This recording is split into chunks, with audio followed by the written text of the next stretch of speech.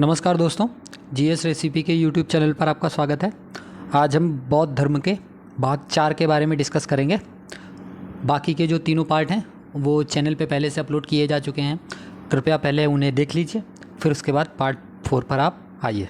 चलिए पहले क्वेश्चन से स्टार्ट करते हैं। पहला क्वेश्चन बोल रहा है, भारतीय इतिहास के संदर्भ में निम्नलिखित में से कौन भावी बुद्ध हैं जो संसार की रक्षा हेतु अवतरित होंगे?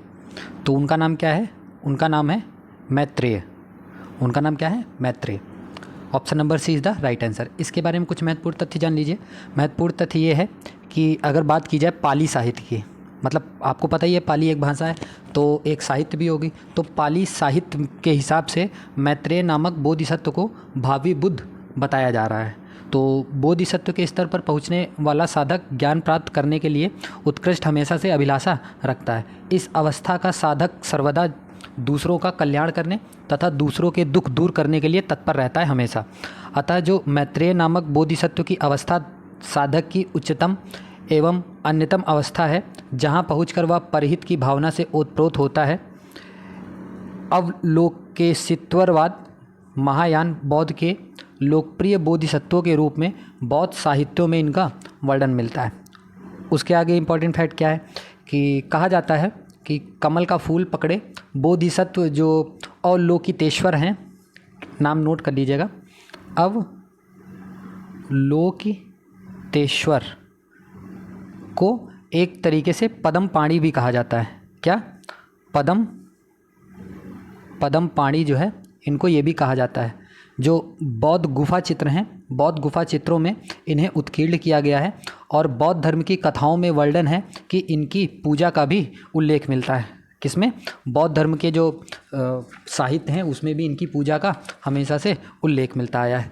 तो इस प्रश्न का जो सही आंसर है, इस प्रश्न का सही आंसर क्या है? Option number C is the right answer. अगले प्रश्न की ओर बढ़ते हैं। अगला प्रश्न क्या है? अगला प्रश्न बोल रहा है कि महायान बौद्ध धर्म में बोधिसत्व अवलोकितेश्वर को और किस अन्य नाम से जानते हैं? तो मैंने लास्ट में बताया था, क्या था? इनको किस नाम से जानते हैं? इनको पद्म पाणी के नाम से जानते हैं। तो option C is the right answer. अगले प्रश्न की ओर बढ़ते हैं। अगला प्रश्न बोल रहा है कि निम्न विद्वानों में से किसने तिब्बत में बौद्ध धर्म के वज्रयान संप्रदाय की स्थापना करी? जो वज्रयान संप्रदाय की जो स्थापना करी है वो पद्म संभव जी ने करी है। इनके बारे में कुछ इंपॉर्टेंट फैक्ट जान लीजिए। इंपॉर्टेंट फैक्ट ये है कि अगर बात की जाए तिब्बत में, तो तिब्बत में जो बौद्ध धर्म का प्रवेश जो है वह लगभग 4वीं सदी में हुआ था। 8वीं सदी तक आते आते 8वीं सदी में जो तिब्बत के नरेश थे उन्होंने एक शांति रक्षित, क्या नाम है, ये नाम लिखा हुआ है, ये शांति रक्षित नामक भारतीय आचार्य को तिब्बत आने का निमंत्रण दिया। और जो आचार्य पद्म संभव जी जो थे, ये जिनका नाम बी ऑप्शन बी में दे रखा है, यह जो आचार्य पद्म संभव से इनके सहयोग से शांति रक्षित ने तिब्बत में बौद्ध धर्म का प्रचार किया। और जो शांत रक्षित थे वह सर्वास्तिवाद संप्रदाय के आचार्य थे। उन्होंने अपने सहयोग के लिए 12 अन्य पंडितों को भारत से भी बुलाया और इनके प्रयत्न से तिब्बत लोग बौद्ध भिक्षु बनने लगे। जो पद्म संभव जी थे, पद्म संभव जी तांत्रिक अनुष्ठानों में विश्वास करते थे। उनके प्रयत्नों से तिब्बत में वज्रयान का हमेशा से प्रवेश हुआ है। वज्रयान जो है वह बौद्ध मत में मंत्र, जो ये जो संप्रदाय बताया जा रहा है वज्रयान, इसमें मंत्र तथा तांत्रिक क्रियाओं द्वारा मोक्ष प्राप्ति का विधान प्रस्तुत किया गया है। साथ ही बोधिसत्व की पत्नियों को प्रसन्न करने के लिए प्रार्थना पर हमेशा से बल दिया गया है। इस मत में जो बोधिसत्व की जो पत्नी है, जिनका नाम क्या है? जिनका नाम तारा है। बोधिसत्व की पत्नी तारा की पूजा अर्चना संबंधी तांत्रिक मंत्रों की रचना भी की गई है। अगर मध्यकाल की बात की जाए तो मध्यकाल में बौद्धों की वज्रयान शाखा का प्रभाव सर्वाधिक था, बहुत अच्छा था। इस शाखा का जो सबसे अधिक विकास हुआ वह कब हुआ था? वह 8वीं सदी में हुआ था। कब हुआ था? 8वीं सदी के दौरान हुआ था। इसके सिद्धांत जो हैं, इसके सिद्धांतों का कुछ ग्रंथों में उल्लेख मिलता है। उन ग्रंथों के आप नाम नोट कर सकते हैं। पहला ग्रंथ है मंजूश्री, एक मिनट, पहले का नाम है मंजूश्री कल्प और दूसरे का नाम है गुह समाज नामक ग्रंथ में इनके सिद्धांतों के बारे में बताया गया है। तो इस प्रश्न का जो सही आंसर है, इस प्रश्न का सही आंसर है option number B is the right answer. अगले प्रश्न की ओर बढ़ते हैं। अगला प्रश्न क्या बोल रहा है? अगला प्रश्न है वज्रयान बौद्ध धर्म में बोधिसत्व की पत्नी को किस नाम से जाना जाता है? तो मैंने बताया था उनकी पत्नी को किस नाम से जाना जाता है, उनकी पत्नी को तारा के नाम से जाना जाता है। Option number D is the right answer. अगले प्रश्न की ओर बढ़ते हैं। अगला प्रश्न बोल रहा है सल्तनत युग में बौद्धों की कौन सी शाखा सबसे प्रभावशाली थी? तो सल्तनत युग में बौद्धों की कौन सी शाखा सबसे प्रभावशाली थी? तो मैंने बताया था 8वीं सदी में वज्रयान जो है इसका सबसे ज़्यादा वर्चस्व था, सबसे अधिक प्रभाव था। Option number C is the right answer. अगले प्रश्न की ओर बढ़ते हैं। अगला प्रश्न क्या है? अगला प्रश्न बोला निम्नलिखित में से कौन से शासक ने बौद्ध मत के विस्तार में योगदान नहीं दिया? किन्होंने योगदान नहीं दिया जो है? इसका सही ऑप्शन है ऑप्शन नंबर डी, पुष्यमित्र जी ने इसमें योगदान नहीं दिया। इसके बारे में भी कुछ महत्वपूर्ण तथ्य जान लीजिए। इसके बारे में महत्वपूर्ण तथ्य यह है कि बौद्ध मत के अनुसार अगर यह देखा जाए तो जो पुष्यमित्र संघ हैं इनका कोई भी योगदान नहीं था बौद्ध मत के विस्तार को लेके, क्योंकि जो पुष्यमित्र संघु जी जो हैं वह एक तरीके से कट्टर ब्राह्मणवादी थे। ये जो पुष्यमित्र संघु जी हैं ये कट्टर ब्राह्मणवादी थे। बौद्ध रचनाएं जो हैं वो पुष्यमित्र को बौद्धों का हत्यारा भी बताती हैं और बौद्ध मठों को, विहारों को नष्ट करने वाला भी बताती हैं। बताया यह भी जाता है कि जो ये पुष्यमित्र संघु जी जो थे इन्होंने मौर्य सम्राट जो अशोक थे उनके द्वारा लगभग 84,000 जो है स्तूप बनवाए गए थे, जिसको पुष्यमित्र संघु ने सबको नष्ट कर दिया था। जबकि बौद्ध धर्म के प्रसार में ये जो नाम मिलता है, अशोक जी का नाम मिलता है, हर्षवर्धन जी का नाम मिलता है, कनिष्क जी का नाम मिलता है, सबका विशेष योगदान रहा है। किसका योगदान सिर्फ नहीं रहा है तो वह कौन है? वह पुष्यमित्र संघु है जिनका योगदान नहीं माना जाता है। Option number D is the right answer. अगले प्रश्न की ओर बढ़ते हैं। अगला प्रश्न क्या बोल रहा है? अगला प्रश्न बोल रहा है निम्नलिखित कथनों पर विचार कीजिए। पहला कथन है दक्षिण भारत के इक्ष्वाकु शासक बौद्ध मत के विरोधात्मक थे। क्या ये इनके विरोध में रहते थे हमेशा? तो ये बात बिल्कुल गलत बोल रहा है। दूसरा कथन बोल रहा है पूर्वी भारत के पाल शासक जो है वह बौद्ध मत के समर्थक थे। तो हाँ, बिल्कुल सही बात है, यह बौद्ध मत के समर्थक थे। तो इसका ऑप्शन क्या हो जाएगा? इसका ऑप्शन हो जाएगा answer number B is the right answer. ठीक है, इसके बारे में भी कुछ महत्वपूर्ण तथ्य जान लीजिए। इसके बारे में महत्वपूर्ण तथ्य ये है कि जो इसमें ये दिया गया है इक्ष्वाकु शासक, इक्ष्वाकु वंशीय जो लोग थे वह कृष्णा गुंटूर क्षेत्र में शासन करते थे। कृष्णा गुंटूर का मतलब ये है कि जो कृष्णा नदी है और जो उसके आगे गुंटूर स्थान है जहाँ पर आंध्र प्रदेश जो है, तो उस क्षेत्र में हमेशा शासन करते थे। कौन थे? इक्ष्वाकु वंश के लोग। पुराणों में उन्हें एक नाम से जाना जाता है, इनको पुराणों में श्री पर्वतीय नाम से या आंध्र भ्रंत के नाम से जाना जाता है, जिसे हम आंध्र भ्रंत को आंध्रों का नौकर भी कहते हैं। तो इनको इस नाम से जाना जाता था। पहले वे जो थे ना, ये लोग इक्ष्वाकु ये लोग जो थे ये 7 वाहनों के सामंत थे। जो 7 वाहन जो डायनेस्टी थी ना उसके ये सामंत थे, किंतु उनके पतन के बाद उन्होंने अपनी स्वतंत्र सत्ता घोषित कर दी। इस वंश के जो संस्थापक थे वह कौन थे? वह थे श्री शांत मूल जो थे वह इस वंश के संस्थापक थे। अपनी स्वतंत्र सत्ता स्थापित करने के उपलक्ष्य में उन्होंने अश्वमेध यज्ञ भी करवाया। कौन सा? अश्वमेध यज्ञ भी करवाया। उनका एक पुत्र था जो कि उनका उत्तराधिकारी भी था, उसका नाम था माठरी पुत्र। उसका नाम क्या था? उसका नाम था माठरी पुत्र वीर पुरुष दत्त उसका नाम ये था। और अमरावती तथा नागार्जुनी कोंड से उसके लेख हमेशा मिलते हैं। इनमें बौद्ध संस्थाओं को दिए जाने वाले दान का भी विवरण किया गया है। इक्ष्वाकु वंश के जो लोग थे वह बौद्ध मत के पक्षधर थे, वो बौद्ध मत को मानते थे। लेकिन इक्ष्वाकु शासकों ने बौद्ध धर्म को संरक्षण भी दिया, परंतु इक्ष्वाकु वंशी जो पुरुष थे, जो इक्ष्वाकु वंश के जो पुरुष थे और जो महिला थी वो अलग अलग चीज़ें मानती थी। जो पुरुष थे वह वैदिक धर्म को मानते थे ज़्यादा, वह वैदिक धर्म का पालन करते थे, जबकि जो महिलाएं थीं वह बौद्ध धर्म की संरक्षिका थी। वह कौन थी? वह बौद्ध धर्म की संरक्षिका थी। उन्होंने कई बार बौद्ध कलाकृतियों एवं स्तूपों का भी निर्माण कराया, जिसमें नागार्जुन कोंडा का स्तूप बहुत ज़्यादा महत्वपूर्ण है। फिर उसके बाद आए पाल शासक बौद्ध अनुयायी थे। उन्होंने बौद्ध धर्म को राजकीय आश्रय उस समय दिया जब उसका भारत से पतन हो रहा था। किसका? ये जो बौद्ध मत जो थे उनका पतन हो रहा था, तो जो पाल शासक थे उसने इसको सपोर्ट किया एक तरीके से। उन्होंने बंगाल तथा बिहार में अनेक चैत्य हुआ, फिर विहार हुआ, फिर मूर्तियाँ हुआ, ये सब उन्होंने काफ़ी ज़्यादा बनवाई। ख्याति प्राप्त जो शिक्षा का केंद्र था, जिसका हम सब लोग नाम जानते हैं, जिसका नाम है विक्रमशिला विश्वविद्यालय, जिसका क्या नाम है, विक्रमशिला विश्वविद्यालय। इसकी स्थापना जो है वो भागलपुर जिले के जो बिहार में स्थित है, वर्तमान जो नाम है इसका अंतिचक नाम है, अंतिचक नामक स्थान पर धर्मपाल ने किया था। इसकी जो नींव रखी थी वो किसने रखी थी, धर्मपाल ने रखी थी। ठीक है, तो इस प्रश्न का जो सही आंसर था, इस प्रश्न का सही आंसर था option number 20 the right answer. अगले प्रश्न की ओर बढ़ते हैं। अगला प्रश्न क्या बोल रहा है? अगला प्रश्न है, निम्नलिखित में से किस राज परिवार में महिलाएं बौद्ध धर्म को प्रश्रय देती थी जबकि पुरुष प्रायः वैदिक धर्म का पालन करते थे? तो मैंने बताया था वह कौन सा वंश था, वह इक्ष्वाकु वंश था। ठीक है, अगले प्रश्न की ओर बढ़ते हैं। अगला प्रश्न क्या है? अगला प्रश्न बोले नालंदा विश्वविद्यालय किस लिए विश्व प्रसिद्ध था? जो नालंदा विश्वविद्यालय था ना, वह बुद्धिस्ट फिलॉसफी मतलब बौद्ध धर्म दर्शन के लिए फेमस था। इसके बारे में भी कुछ महत्वपूर्ण तथ्य जान लीजिए। महत्वपूर्ण तथ्य ये है कि प्राचीन भारत के जो शिक्षा केंद्रों में जो नालंदा विश्वविद्यालय है वह महत्वपूर्ण स्थान रखता है।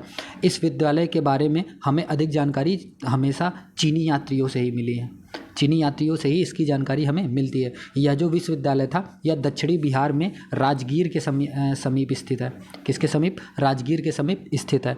जो गुप्त वंशीय के जो शासक थे जिनका नाम था कुमारगुप्त, जिनका क्या नाम था? जिनका नाम था कुमारगुप्त। कुमारगुप्त ने इस बौद्ध संघ को पहला दान दिया था, ये जो था। ठीक है, इस विश्वविद्यालय में विद्यार्थियों के रहने के लिए छात्रावास की भी सुविधा दी गई थी। यहाँ पर हर विषय की भी शिक्षा दी जाती थी। किंतु जो बौद्ध धर्म की जो महायान शाखा थी ना, दो शाखाएं बताई थी, हीनयान और महायान। तो जो महायान शाखा का जो अध्ययन अध्यापन विशेष रूप से यहाँ पर किया जाता था। एक यात्री था जो आया था विदेश से, जिसका नाम था वेनसांग। जिसका क्या नाम था? जिसका नाम था वेनसांग। वेनसांग भी यहाँ की शिक्षक मंडली का एक सदस्य था। यहाँ पर पाली भाषा में शिक्षा दी जाती थी। तो ये भी क्वेश्चन पूछा जा सकता है कि जो नालंदा विश्वविद्यालय इसमें जो शिक्षा दी जाती थी किस भाषा में दी जाती थी? तो आपको याद रखना है कि यह पाली भाषा में शिक्षा दी जाती थी। तो इस प्रश्न का जो सही आंसर है, इस प्रश्न का सही आंसर है option number C is the right answer. अगले प्रश्न की ओर बढ़ते हैं। अगला प्रश्न क्या बोला? बड़ा क्वेश्चन है, ध्यान से पढ़िएगा। बौद्ध धर्म के विस्तार के कारणों में क्या क्या सम्मिलित था? ध्यान से पढ़िए और साथ साथ में क्वेश्चन में टिक करते चलिए। पहला बोल रहा है कि बौद्ध धर्म के विस्तार में धर्म की सादगी थी। बिल्कुल सही बात है, धर्म की सादगी थी। और फिर दलितों के लिए विशेष अपील थी, तो बिल्कुल सही बात है, विशेष अपील भी थी।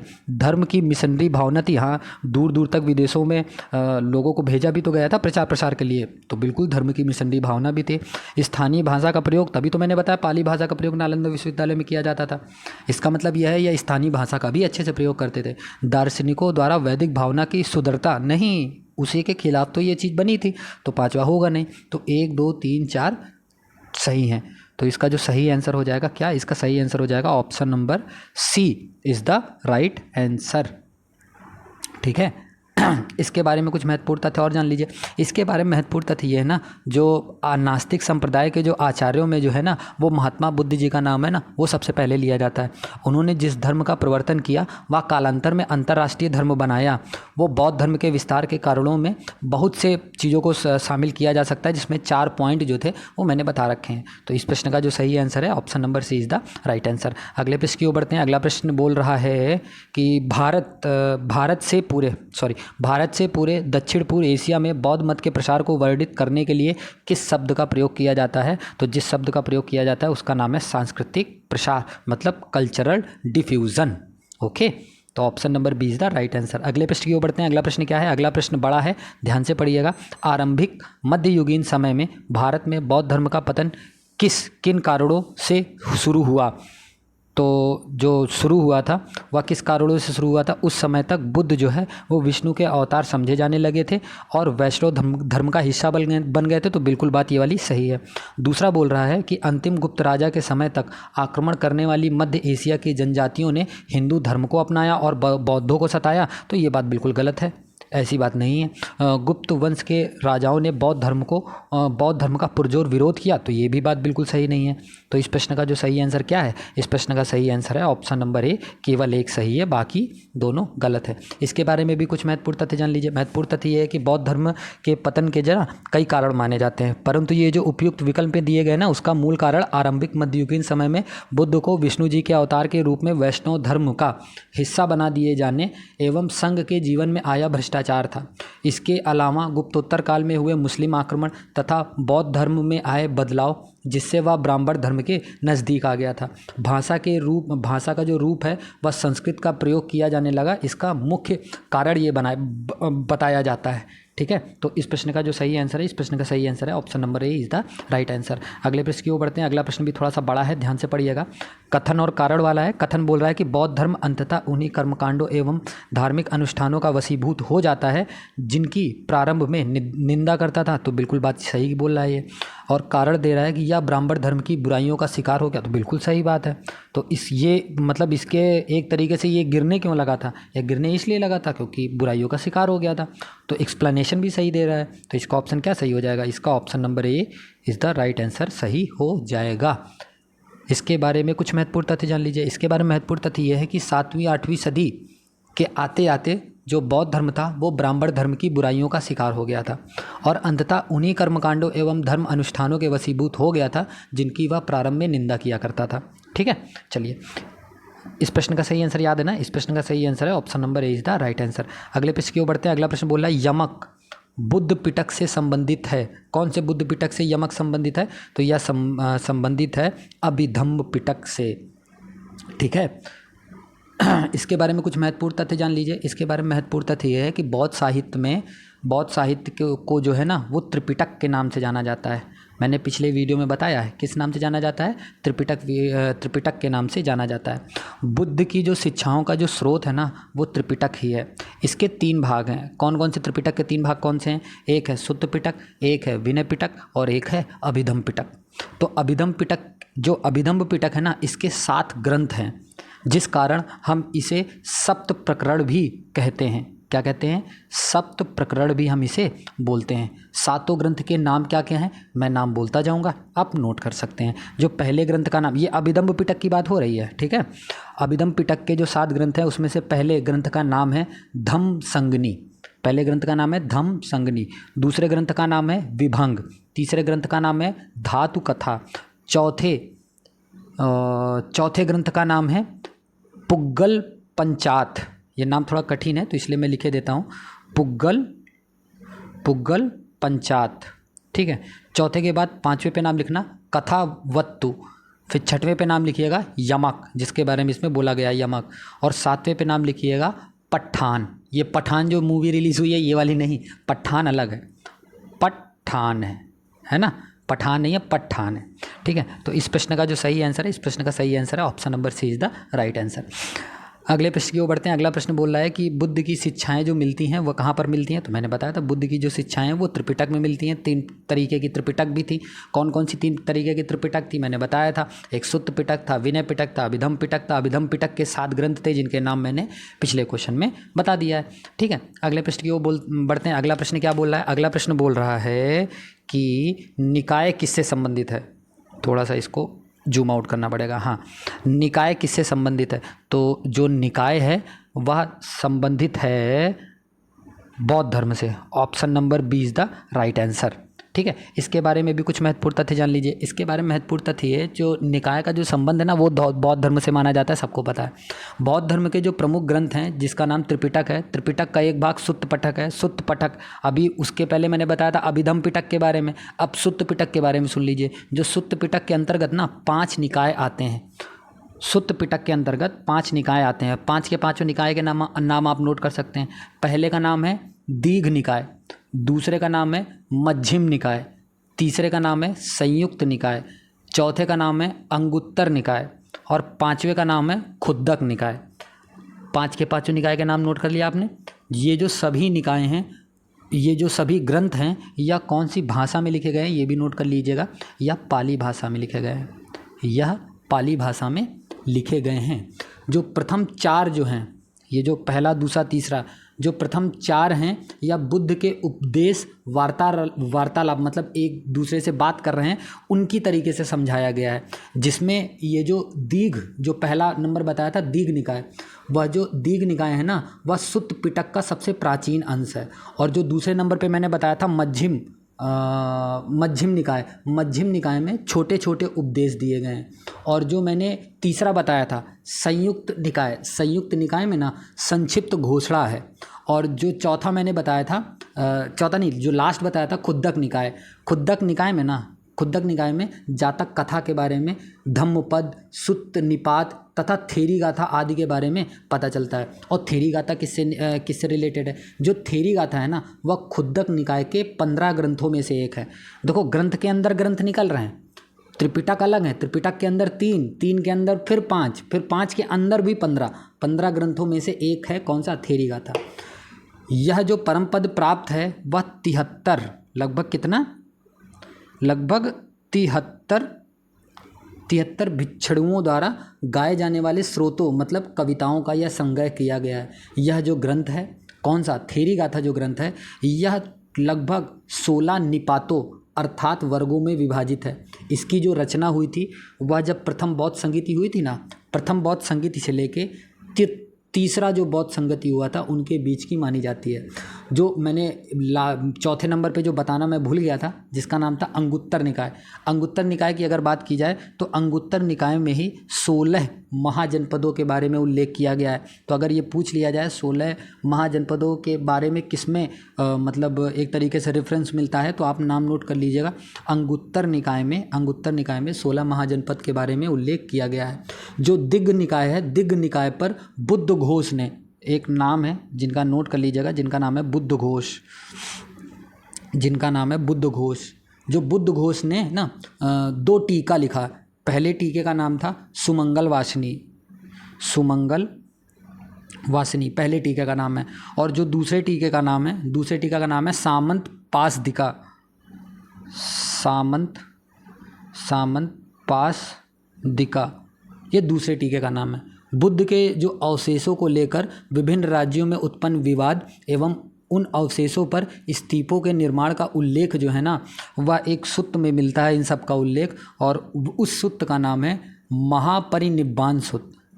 उस सूत्र का नाम क्या है? महापरिनिब्बाण सूत्र, इसमें मिलता है। ठीक है, तो इस प्रश्न का जो सही आंसर था, इस प्रश्न का सही आंसर था option number 20 the right answer. अगले प्रश्न की ओर बढ़ते हैं। अगला प्रश्न क्या बोल रहा है? अगला प्रश्न है, निम्नलिखित में से किस एक के बारे में यह विश्वास किया जाता है कि वह स्त्रियों द्वारा गाए जाने वाले स्रोतों का संग्रह है? तो किसके बारे में बताया जाता है? मैंने बताया था थेरी गाथा के बारे में बताया जाता है। किसके बारे में बताया जाता है? थेरी गाथा के बारे में बताया जाता है। ओके, ठीक है, option number 20 the right answer. अगले प्रश्न की ओर बढ़ते हैं। अगला प्रश्न क्या है? अगला प्रश्न थोड़ा सा बड़ा है, ध्यान से पढ़िएगा। बोल रहा है क्वेश्चन, स्तूप एवं चैत्य निर्माण के निर्देश तथा इनमें स्थापित करने के लिए बुद्ध के अवशेषों को लेकर विवाद का विवरण जो सर्वप्रथम मिलता है, कहाँ पर मिलता है? तो मैंने बताया था महापरिनिब्बाण सूत्र में इसका उल्लेख मिलता है। Option number C is the right answer. अगले प्रश्न की ओर बढ़ते हैं। अगला प्रश्न बोल रहा है कि बौद्ध ग्रंथ मध्यम निकाय किस भाषा में लिखा गया है? तो मैंने बताया था या किस भाषा में लिखा गया था, या पाली भाषा में लिखा गया था। अगले प्रश्न की ओर बढ़ते हैं। अगला प्रश्न है कि राजा अवंतिपुत्र और बुद्ध के शिष्य कंचना के बीच वर्ण के विषय में संवाद निम्नलिखित में से किस बौद्ध ग्रंथ में मिलते हैं? तो किस बौद्ध ग्रंथ में ये सब मिलता है? वह मध्यम निकाय में मिलता है। किस में मिलता है? मध्यम निकाय में मिलता है। इसके बारे में भी कुछ महत्वपूर्ण तथ्य जान लीजिए। महत्वपूर्ण तथ्य ये है कि जो मध्यम निकाय के बारे में, मध्यम निकाय जो है वह बौद्ध धर्म के प्रसिद्ध ग्रंथों में से एक है, जिनमें बौद्ध धर्म से संबंधित महत्वपूर्ण जानकारी हमें प्राप्त होती है। साथ ही साथ हमें यह भी पता चलता है कि जो राजा अवंतिपुत्र थे और जो बुद्ध थे, इनके बुद्ध के जो शिष्य थे कंचना, इनके बीच जो है वह वर्ण के विषय में, किसमें? वर्ण, ये लिखा हुआ है, वह वर्ण के विषय में जो संवाद का है उसका वर्णन भी हमको इसमें पता चलता है। और अगर महत्वपूर्ण तथ्य की बात की जाए तो जो जातक कथाएं थी जो बुद्ध जी के पूर्व जन्म से रिलेटेड थी, तो जातक कथाओं की जो संख्या है वह लगभग 550 बताई जाती है। कितनी? 550 बताई जाती है। इसे हम गंध तिंदु जातक भी बुद्ध के पूर्व जन्म की कथा पर आधारित है। कौन सी चीज़? नाम नोट कर लिएगा, गंध तिंदु जातक, जातक जो है वह भी बुद्ध के पूर्व जन्म की कथा पर आधारित है। यह रचना भी जो लिखी गई है, यह रचना भी पाली भाषा में ही लिखी गई है। और जो बौद्ध ग्रंथ है वह महावंश एवं दीपवंश में मौर्य सम्राट अशोक का भी विवरण मिलता है।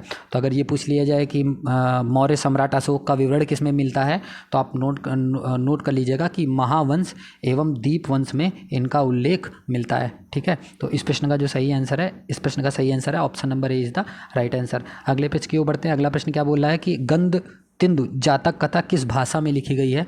तो यह जो लिखी गई है यह पाली भाषा में लिखी गई है। Option number D is the right answer. अगले प्रश्न की ओर बढ़ते हैं। अगला प्रश्न बोल रहा है कि किस बौद्ध मूल ग्रंथ में मौर्य सम्राट अशोक का विवरण समाहित है? तो किसमें अशोक जी के बारे में बताया गया है? वह महावंश में बताया गया है। कहाँ पर? महावंश में बताया गया है। Option number D is the right answer. अगले प्रश्न की ओर बढ़ते हैं कि जातक से संबंधित वर्णन सही है। जातक में किस चीज़ के बारे में बताया गया है? तो जातक में बुद्ध जी के पूर्व जन्म की कथा के बारे में बताया गया है। Option number C is the right answer. अगले प्रश्न की ओर बढ़ते हैं। वह अद्यतन बौद्ध साहित्य जो बुद्ध के विभिन्न जन्मों की कथाओं के विषय में है, वह क्या है? उसका नाम जातक है। इसके पहले क्वेश्चन में जस्ट उल्टा पूछा था, है ना। तो option number D is the right answer. अगले प्रश्न की ओर बढ़ते हैं। अगला प्रश्न बोल रहा है भगवान बुद्ध के जन्म एवं मृत्यु की तिथियों के निर्धारण में किस परंपरा का अधिक महत्व है? तो जो इनके जन्म में जो सबसे अधिक महत्वपूर्ण है वो चीनी परंपरा का अधिक महत्वपूर्ण है। इनके इससे ही पता चलता है कि जो भगवान बुद्ध जी का जन्म और मृत्यु हुआ था उनकी तिथियों के बारे में पता चलता है, जिसका नाम है कैंटन।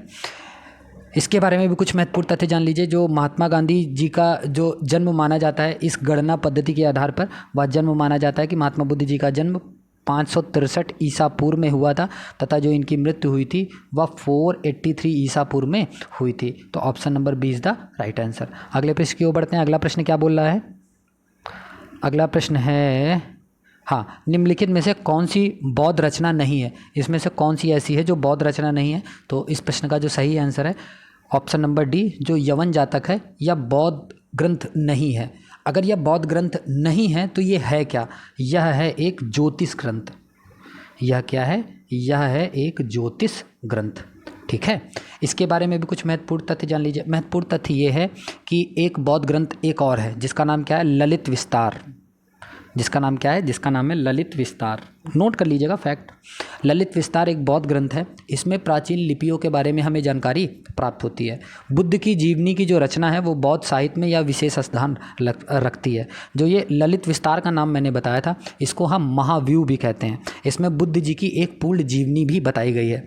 और ये जो ललित विस्तार सूत्र है या महायान, दो संप्रदाय थे ना, कौन कौन से? महायान, हीनयान, मैंने बताया था।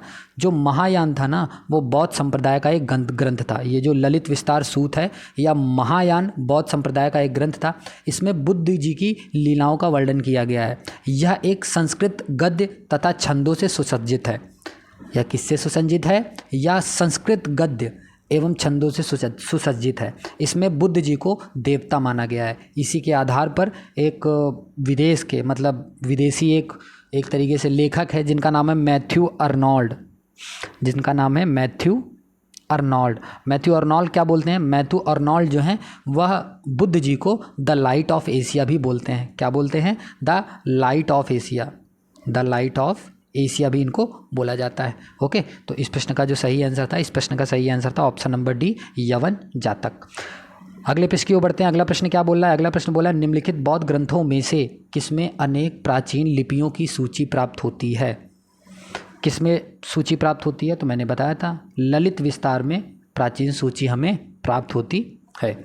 अगले प्रश्न की ओर बढ़ते हैं। अगला प्रश्न क्या है? अगला प्रश्न बोल रहा है कि बुद्ध की जीवनी की रचना बौद्ध साहित्य में विशेष स्थान रखती है। निम्नलिखित में से कौन सी एक बुद्ध की पूर्ण जीवनी है? बुद्ध जी की कौन सी एक पूर्ण जीवनी है? मैंने बताया था ऑप्शन नंबर ए, ललित विस्तार जो है यह इनकी एक पूर्ण जीवनी है। ठीक है, option number A is the right answer. अगले प्रश्न की ओर बढ़ते हैं। अगला प्रश्न क्या बोल रहा है? अगला प्रश्न बोल रहा है विशुद्धिमग्ग नामक पुस्तक किस संप्रदाय से संबंधित है? तो यह जो संबंधी है, विशुद्धिमग्ग जो संबंधित है वह हीनयान से संबंधित है। किससे संबंधित है? हीनयान से संबंधित है। इसकी जो हीनयान संप्रदाय है, ये जो नाम दे रखा है ना विशुद्धिमग्ग, इसकी जो रचना की थी वह एक दार्शनिक थे, मतलब फिलोसोफर थे जिनका नाम था बुद्ध घोष। जिनका नाम क्या था, जिनका नाम था बुद्ध घोष। इसकी जो रचना की थी ना, इन्होंने की थी, बुद्ध घोष जी ने की थी। और यह जो है यह बौद्ध सिद्धांतों के बारे में, मतलब जो त्रिपिटक थे, त्रिपिटक साहित्य पर आधारित है। एक अत्यंत प्रामाणिक दार्शनिक ग्रंथ है, मतलब फिलॉसफी वाला पूरी की पूरी रचना है। इस ग्रंथ की जो रचना की गई है वह पाली भाषा में की गई है। कौन सी भाषा में की गई है? पाली भाषा में की गई है। तो इस प्रश्न का जो सही आंसर है, इस प्रश्न का सही आंसर है ऑप्शन नंबर ए, हीनयान। अगले प्रश्न की ओर बढ़ते हैं। अगला प्रश्न क्या है? अगला प्रश्न बोल रहा है कि विशुद्धिमग्ग के रचयिता कौन है? विशुद्धिमग्ग के जो रचयिता हैं उनका नाम है Buddha Ghosh. Option number D is the right answer. ठीक है, अगले प्रश्न की ओर बढ़ते हैं। अगला प्रश्न क्या है? अगला प्रश्न बोल रहा है मिलिंद पन्हो जो है वह किससे रिलेटेड है? तो जो मिलिंद पन्हो है यह एक पाली ग्रंथ है। यह क्या है? यह एक पाली ग्रंथ है। इसके बारे में कुछ महत्वपूर्ण तथ्य जान लीजिए। इसके बारे में महत्वपूर्ण तथ्य ये है कि एक यूनानी शासक थे इस ग्रंथ में। ये जो मिलिंद पन्हो है ना, इसमें क्या बताया गया है? यह एक पाली ग्रंथ है और इसमें ना एक यूनानी शासक थे। कौन शासक थे? एक यूनानी शासक थे जिनका नाम क्या था? जिनका नाम था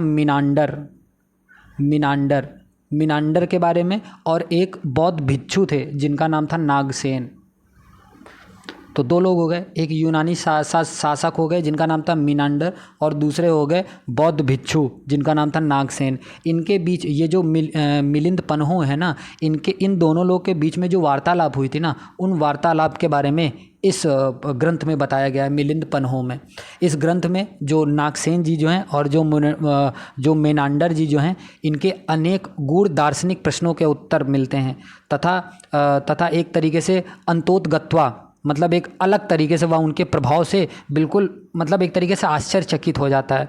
और यह भी कहा जाता है कि जो मेनांडर थे ना, वह अपने पुत्र के पक्ष में सिंहासन को उन्होंने त्याग दिया और उसके बाद ना वो सब कुछ छोड़ छाड़ के भिक्षु बन गए। ठीक है, इतने प्रभावित हुए उस वार्तालाप से। इस पाली ग्रंथ में ये जो मिलिंद पन्हो दिया गया है, इस ग्रंथ में ईसा की प्रथम 2 शताब्दियों के भारतीय जनजीवन के विषय में भी पता चलता है। ठीक है, तो इस प्रश्न का जो सही आंसर था, इस प्रश्न का सही आंसर था option number C is the right answer. अगले प्रश्न की ओर बढ़ते हैं। अगला प्रश्न बोल रहा है कि बौद्ध ग्रंथ जो है जिसका नाम है मिलिंद पन्हो जो बौद्ध ग्रंथ है वह किस हिंद यवन शासक पर प्रकाश डालता है? तो मैंने नाम बताया था, क्या नाम था? मेनांडर नाम था, यूनानी शासक था। ठीक है, अगले प्रश्न की ओर बढ़ते हैं। अगला प्रश्न क्या है? अगला प्रश्न बोल रहा है मिलिंद पन्हो राजा मिलिंद तथा और किस बौद्ध भिक्षु के मध्य संवाद के रूप में है? तो वह कौन थे? उनका नाम क्या था? उनका नाम था नागसेन। उनका नाम क्या था? उनका नाम था नागसेन। अगले प्रश्न की ओर बढ़ते हैं। अगला प्रश्न क्या है? अगला प्रश्न बोल रहा है कि देश में निम्न में से किसने मूर्ति पूजा की नींव रखी थी? तो जो मूर्ति पूजा की जो नींव रखी गई थी वह बौद्ध धर्म ने रखी थी। इसके बारे में भी कुछ महत्वपूर्ण तथ्य जान लीजिए। महत्वपूर्ण तथ्य ये है कि जो भारतीय मूर्ति कला के इतिहास में यदि अगर सैंधव कला एवं भित्ति चित्रकला को छोड़ दिया जाए तो जो सबसे प्राचीन मूर्ति जो है वह हमें कहाँ से प्राप्त हुई है? वह हमें मथुरा से प्राप्त होती है। मथुरा से प्राप्त होती है, जो कि ये बुद्ध जी की एक प्रतिमा है। जहाँ तक वैदिक या सनातन धर्म में मूर्ति निर्माण का प्रश्न है तो वह वैष्णव एवं शैव धर्मों के विकास के बाद ही संभव हुआ, जिसका काल जो है वह द्वितीय या दूसरे या तीसरे शताब्दी के पश्चात ही माना जाता है। जबकि जो मथुरा से जो प्राप्त हुआ है बुद्ध की जो मूर्ति हैं वह लगभग प्रथम ईसा पूर्व सदी की लगभग की मानी जाती हैं। और क्या महत्वपूर्ण तथ्य है? और महत्वपूर्ण तथ्य यह है कि इन दोनों धर्मों में जो भी मूर्तियां बनी उनकी पाश्चात्यवर्ती काल में पूजा होने लगी थी। इसलिए जो मूर्ति पूजा की दृष्टि से अगर यह देखा जाए तो यह श्रेय हमें किसको देना चाहिए? यह श्रेय हमें बौद्ध धर्म को ही देना चाहिए। जो कुषाण शासक था, जिसका नाम क्या था? एक कुषाण शासक था जिसका नाम था कनिष्क। जिसका नाम क्या था? जिसका नाम था कनिष्क। कनिष्क के काल में गौतम बुद्ध को देवता का स्थान प्राप्त हो गया था तथा बुद्ध जी की जो है वो मूर्ति पूजा आरंभ हो गई थी। कनिष्क द्वारा आयोजित जो चतुर्थ बौद्ध संगीति जो हुई थी उसमें महायान शाखा जो है वह अस्तित्व में आई थी, जो बुद्ध को देवता के रूप में हमेशा से देखता था। अगर मथुरा कला में ही सर्वप्रथम जो है वह बुद्ध जी की प्रतिमा मिली थी और वहीं से विष्णु जी की, लक्ष्मी जी की, दुर्गा जी की, कार्तिकेय जी की प्रतिमाएं निर्मित हुई थी। सबसे प्राचीन जो जैन प्रतिमा भी जो मिली है, देखो बौद्ध प्रतिमा तो मथुरा से मिली, साथ में जो जैन जी की जो प्रतिमा है वह भी मथुरा से ही मिली है। तो मथुरा एक इंपॉर्टेंट लोकेशन हो जाता है। ठीक है, तो इस प्रश्न का जो सही आंसर था, इस प्रश्न का सही आंसर था option number B is the right answer. अगले प्रश्न की ओर बढ़ते हैं। अगला प्रश्न क्या है? अगला प्रश्न बोला भारत में पहले जिस मानव प्रतिमा को पूजा गया था वह कौन थी? वह बुद्ध जी की थी। वह किसकी थी? वह बुद्ध जी की थी। अगले प्रश्न की ओर बढ़ते हैं। अगला प्रश्न क्या है? अगला प्रश्न बोला बुद्ध की प्राचीनतम प्रतिमा किस शैली में प्राप्त होती है? जो प्राप्त होती है वह मथुरा शैली में प्राप्त होती है। कौन से? मथुरा शैली में प्राप्त होती है। अगले प्रश्न की ओर बढ़ते हैं। अगला प्रश्न क्या है? अगला प्रश्न बोल रहा है, बड़ा प्रश्न है, ध्यान से पढ़िएगा। कुछ शैलकृत बौद्ध गुफाओं को चैत्य कहते हैं जबकि अन्य को विहार। दोनों में क्या अंतर है? दोनों में अंतर यह है कि चैत्य जो होता है वह पूजा स्थल होता है, जबकि जो विहार होता है वह बौद्ध भिक्षुओं का निवास स्थान होता है। इसके बारे में भी कुछ महत्वपूर्ण तथ्य जान लीजिए। बौद्ध धर्म में जिस स्थान पर बौद्ध भिक्षु निवास करते हैं उसे हम बौद्ध विहार कहते हैं, तथा चैत्य बौद्धों के पूजा गृह होते हैं। ये जो चैत्य नाम दिया गया है ना, यह पूजा गृह होते हैं। सामान्यतः चैत्य और विहार जो है वह आसपास ही होते हैं, लेकिन दक्षिण भारत में सबसे प्रसिद्ध जो है वो कार्ले का चैत्य माना जाता है। किसका माना जाता है? वह कार्ले का चैत्य माना जाता है। कार्ले का चैत्य माना जाता है। बुद्ध जी की मृत्यु के उपरांत जो है वह बौद्ध धर्म के अनुयायी जो थे वह बौद्ध मठों एवं संघ की परंपरा को बनाए रखा। बड़ी बड़ी पहाड़ियों को काटकर दो प्रकार की स्थापत्यों का निर्माण किया गया। वे कौन कौन सी थी? एक थी बौद्ध विहार और दूसरी थी चैत्य गृह। प्राचीन भारत में अगर देखा जाए तो प्राचीन भारत में अनेक स्थानों पर जैसे एग्जाम्पल के तौर पे देखा जाए कि भाजा कन्हेरी या नागार्जुन कोंडा, इन स्थापत्यों के जो साक्ष्य है वो हमें दिखाई पड़ते हैं। अगर मौर्य वंशीय सम्राट अशोक की बात की जाए या दशरथ जी की बात की जाए, दशरथ ने आजीवक जो संप्रदाय के लिए ना गुहा विहारों का निर्माण इनके लिए करवाया। कौन सी? गुहा विहारों का जो निर्माण है वह इनके लिए करवाया। इसमें जो है इसमें एक तरीके से कर्ण चौपड़ और सुदामा गुहा और लोमस ऋषि गुहा जो है इससे काफ़ी फेमस लोग हैं। तो इस प्रश्न का जो सही आंसर था, इस प्रश्न का सही आंसर था ऑप्शन नंबर बी। अगले प्रश्न की ओर बढ़ते हैं। अगला प्रश्न क्या है? अगला प्रश्न बोल रहा है गौतम बुद्ध के पूर्व जीवनी कथाओं का सर्वप्रथम अंकन कहाँ की कला में किया जाता है? तो यह जो किया जाता है यह भरहुत स्तूप में किया जाता है। किस में किया जाता है? भरहुत स्तूप में किया जाता है। इसके बारे में भी कुछ महत्वपूर्ण तथ्य जान लीजिए। ये जो भरहुत स्तूप है यह मध्य प्रदेश में एक ज़िला है जिसका नाम है सतना ज़िला। सतना ज़िला के समीप स्थित है यह। और जो इसका निर्माण है ना, इसका निर्माण शुंग वंश में हुआ था। इसका निर्माण कब हुआ था? इसका निर्माण शुंग काल में हुआ था। इसके जो अवशेष हैं वो अपने मूल स्थान पर आज नहीं हैं, परंतु उसकी वेष्टनी का एक भाग तथा एक तोरण भारतीय संग्रहालय जो है वह कलकत्ता तथा प्रयाग के संग्रहालय में वह सुरक्षित रखा गया है। इस स्तूप की जो खोज हुई थी वह सन 1873 ईस्वी में हुई थी। और किन्होंने की थी? एक आर्कियोलॉजिस्ट थे जिनका नाम है कनिंघम। जिनका नाम क्या है? जिनका नाम है कनिंघम। इन्होंने इसकी खोज की थी। स्तूप के अगर बाहरी भागों पर अनेक प्रकार की मूर्तियां व चित्र बनाए गए हैं, जिनमें एक तरीके से अगर देखा जाए तो यक्ष जी की, नाग की, लक्ष्मी जी की, ठीक है, राजा के बाद सामान्य व्यक्ति की भी है, फिर उसके बाद सैनिक की, फिर उसके बाद वृक्ष की आदि के अतिरिक्त जो महात्मा बुद्ध जी के जो चित्र हैं और उनके पूर्व जीवन की कथाओं को भी इसमें ना बताया गया है। इसके अतिरिक्त अगर देखा जाए तो जो जातक कथाएं थीं, जो मनोरंजक दृश्य का भी इसमें अंकन किया गया है।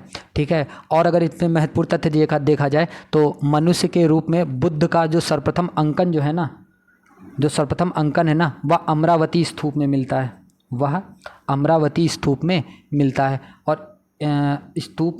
मिलता है और इसे और किस नाम से जाना जाता है? इसे और महाचैत्य के नाम से जाना जाता है।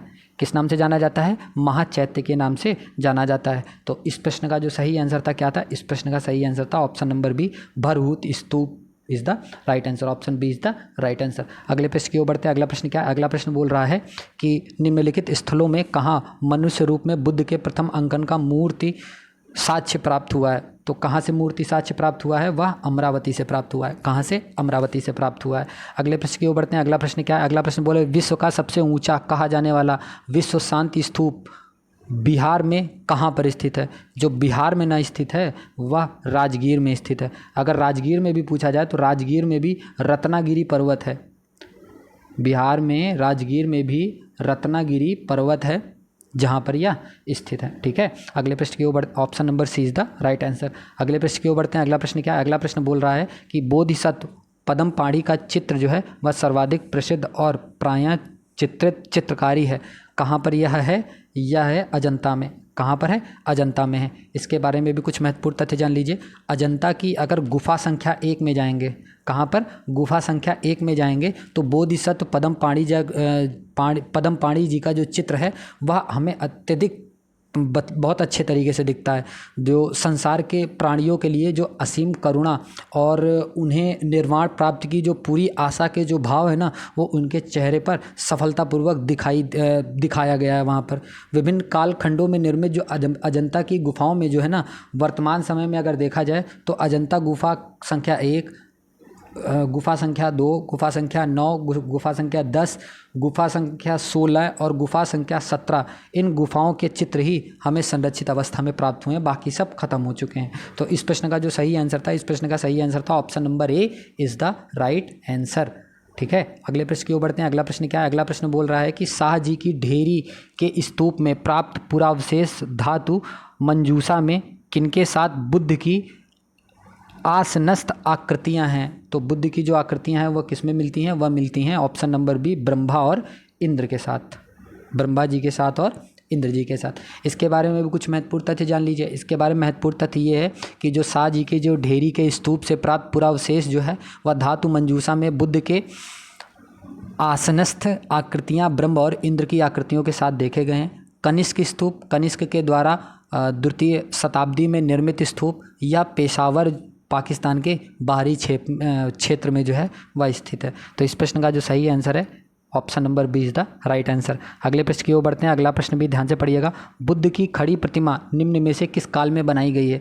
जो बुद्ध जी की जो खड़ी प्रतिमा है वह कुषाण काल में बनाई गई है। कब बनाई गई है? कुषाण काल में बनाई गई है। इसके बारे में भी कुछ महत्वपूर्ण तथ्य जान लीजिए। महत्वपूर्ण तथ्य ये है कि कुषाण युग में ही मथुरा से बुद्ध एवं बोधिसत्व की खड़ी व बैठी मुद्रा में बनी हुई मूर्तियाँ हमें मिली हैं। कहाँ से मिली हैं ये भी याद रखिएगा, मथुरा से मिली हुई हैं। ठीक है, मथुरा कला के अंतर्गत बुद्ध की धर्मचक्र प्रवर्तन मुद्रा, अभय मुद्रा, ध्यान मुद्रा, भू स्पर्श मुद्रा आदि मूर्तियों का निर्माण किया गया था। जो बुद्ध जी की एक भूमि स्पर्श मुद्रा है वह मतलब कामदेव के प्रलोभन के बावजूद अपनी शुचिता और शुद्धता का साक्षी होने के लिए बुद्ध का धरती को आह्वान प्रस्तुत करती हैं। इसके अतिरिक्त गौतम बुद्ध की भूमि स्पर्श मुद्रा में मूर्ति का निर्माण गुप्त काल में भी किया गया है। यह जो है यह सारनाथ शैली में बनी हुई है। किसमें? यह सारनाथ शैली में बनी हुई हैं। बुद्ध की सबसे विशाल प्रतिमा जो है वह अफ़गानिस्तान में एक जगह है जिसका नाम था बामियान जिसका नाम था बामियान। जो बुद्ध जी की सबसे विशाल प्रतिमा है वह अफ़गानिस्तान के बामियान में स्थापित थी। यह प्रतिमा जो है वह गांधार शैली में बनी हुई थी। यह प्रतिमा जो है वो गांधार शैली में बनी हुई थी, जिसे कुछ वर्ष पूर्व ही तालिबान द्वारा ख़त्म कर दिया गया। किसके द्वारा ख़त्म कर दिया गया? तालिबान द्वारा ख़त्म कर दिया गया था। तो इस प्रश्न का जो सही आंसर था, इस प्रश्न का सही आंसर था यह है कुषाण काल। Option number B is the right answer. ठीक है, चलिए अगले प्रश्न की ओर बढ़ते हैं। अगला प्रश्न क्या है? अगला प्रश्न बोल रहा है कि भूमि स्पर्श मुद्रा की सारनाथ बुद्ध प्रतिमा किससे संबंधित है? तो यह जो संबंधित है यह गुप्त काल से संबंधित है। किससे संबंधित है?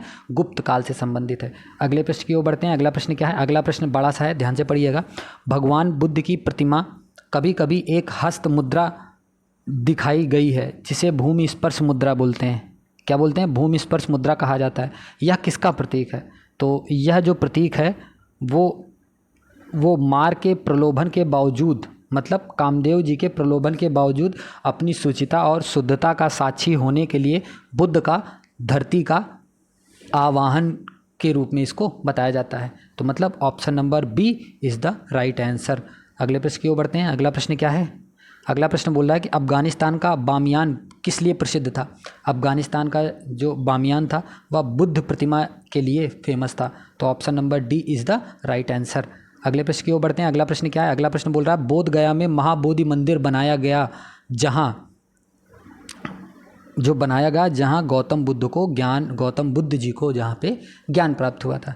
इसके बारे में भी कुछ महत्वपूर्ण तथ्य जान लीजिए। महत्वपूर्ण तथ्य यह है कि गौतम बुद्ध को 35 वर्ष की आयु में 35 वर्ष की आयु में गया मतलब बिहार में बोध गया नामक स्थान पर पीपल के वृक्ष के नीचे समाधि की अवस्था में 8वें दिन ज्ञान प्राप्त हुआ और वह महात्मा बुद्ध कहलाए।